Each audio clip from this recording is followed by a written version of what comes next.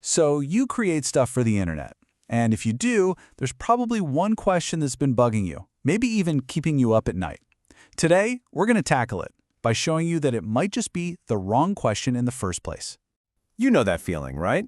You're staring at that blinking cursor, and you're just thinking, should this be 500 words? 1,000? Maybe a 3,000-word masterpiece? We're all searching for that magic number, that secret formula for success. But what if there is no magic number? What if the whole formula is just wrong? For the longest time, the rule was pretty simple. Longer content meant you were an authority, and it helps you climb those search rankings. But you know what? That world is changing fast. The new rule, the one that actually matters now, isn't about length. It's all about value. It's about what you actually give to your audience, not how many words you use to say it. All right, so let's really pull this apart. Let's debunk this whole length myth, piece by piece. Because honestly, obsessing over your word count can actually hurt your work a lot more than it helps. I mean, just look at what the most tuned-in audiences want today. Gen Z is the perfect example of this shift. They are super savvy. They can smell filler content from a mile away, and they have absolutely zero time for fluff. They want realness, they want quick answers, and they want it delivered clearly. And let's be honest, these aren't just Gen Z values anymore. This is what we all expect now. So does that mean word count is totally useless? No, not really, but you have to think of these numbers as a loose framework, not some kind of strict, unbreakable rule. A quick news update doesn't need to be 2,000 words long, and you can't really do an in-depth case study justice in just 500 words.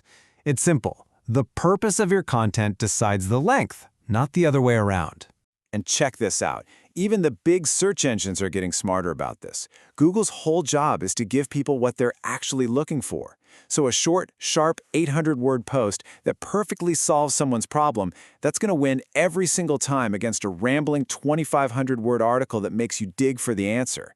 It all comes down to answering the search intent, the real human question that someone typed into that search bar. Okay, so this leads us to a whole new set of rules for making great content. If the goal isn't just to write more, then what should we be aiming for? Well, it really all boils down to purpose. Here's a number that says so much more than word count. Did you know that using visuals can boost how much information people remember by up to 40%?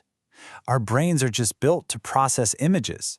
This is proof that value isn't just in your words, it's in how well you get your message across. It's another way to show respect for your audience's time and make your ideas stick. So we've got it. Great content delivers value. It's clear. It uses strong visuals. It connects a person with an answer they need. But is that it? Is just informing people the final goal?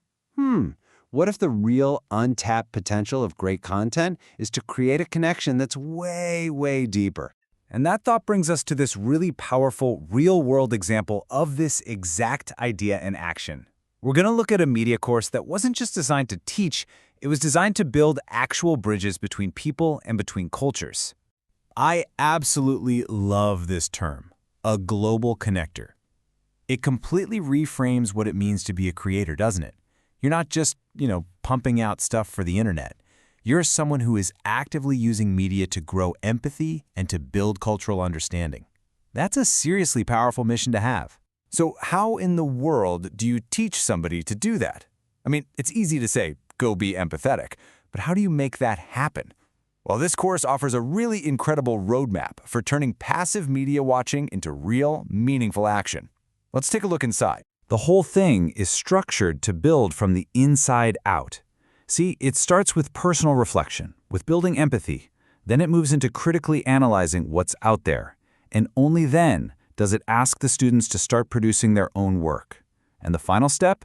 They share that work with a real audience to make a real impact. It's a complete journey from just being a consumer to becoming an active connector. And the assignments themselves are so cool because they make these huge ideas feel real and personal. Can you imagine creating a media autobiography to really understand your own perspective? Or doing an ethical travelogue at home to find amazing global stories right in your own neighborhood? These aren't just homework assignments. They're creative acts of building connection. Of course, to learn how to build a bridge, you have to look at how the best ones are built. The course has students dive into amazing short films like Detroit Hives, which is all about community, and even analyzes things like K-pop to understand how these massive global fan bases work. It shows them that powerful, ethical, connecting stories are happening all around us, right now.